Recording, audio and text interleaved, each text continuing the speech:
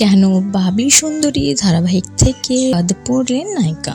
তো চলুন বিস্তারিত জেনে নেওয়া যাক। সম্প্রতি শুরু হয়েছে স্টার জলসার নতুন ধারাবাহিক বাবলি সুন্দরী।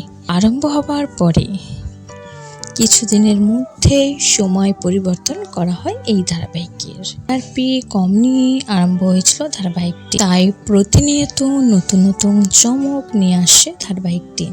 বর্তমানে ধারাবাহিকে অনেক জনপ্রিয় অভিনেতা অভিনেত্রীকে দেখা যাচ্ছে, যাদের মধ্যে অন্যতম টেলি অভিনেত্রী প্রিয়াঙ্কা ব্যানার্জি। তিনি বেশ কিছু মেগায় জনপ্রিয় চরিত্রে অভিনয় করেছেন। তিনি বাবলি সুন্দরী ধারাবাহিকে খল চরিত্রে অভিনয় করতেন, তবে অভিনেত্রী জানিয়েছেন বাবলি সুন্দরী শেষ করছেন, এই চরিত্রটি শেষ করা হচ্ছে। তো বন্ধুরা, আপনাদের এই বিষয়ে কোনো মন্তব্য থাকলে অবশ্যই কমেন্ট করে জানাবেন।